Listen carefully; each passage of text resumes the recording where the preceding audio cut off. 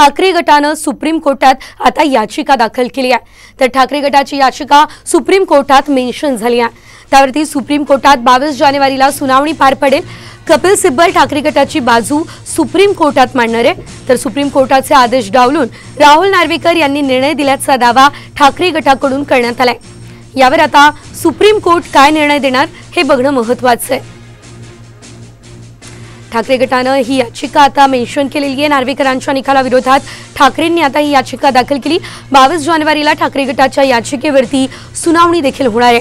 Supreme कोर्टाच्या सुनावणीकडे आता संपूर्ण राज्याचं असणार। अधिकचे अपडेट आपण या संदर्भात घेऊयात आमचे प्रतिनिधी प्रमोद जगताप यांच्याकडून।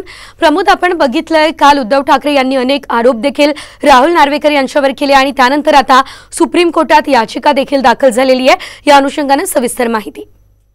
सेजल 10 तारखेला विधानसभेचे अध्यक्ष राहुल नार्वेकर यांनी शिवसेनेच्या संदर्भातील जी सुनावणी होती त्या सुनावणीचा निकाल दिला होता आणि जे उद्धव ठाकरे यांचं मत होतं की 16 आमदारांना अपात्र करा मुख्यमंत्री एकनाथ शिंदे यांच्यासह, तो निर्णय त्यांनी घेतला नव्हता। त्याच्या विरोधात उद्धव ठाकरे यांच्या गटाकडून खरं तर 2 दिवसापूर्वी सुप्रीम कोर्टामध्ये याचिका दाखल केली गेली होती आणि ती याचिका आज सकाळी मेन्शन केलेली आहे। कपिल सिब्बल जे वकील आहेत ठाकरे गटाचे, त्यांच्याकडून ही याचिका मेन्शन केलेली आहे आणि त्या याचिकेवरती आता खरं तर सुनावणी होणार आहे।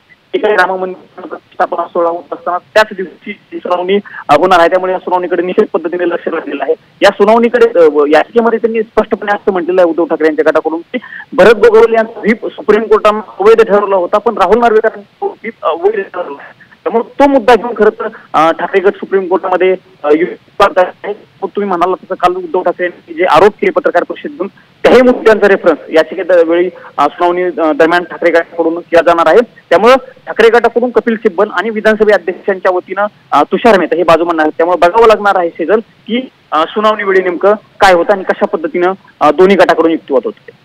अपडेटसाठी तर आपण बघूयात आता या सुनावणी दरम्यान नेमकं काय घडणार आहे।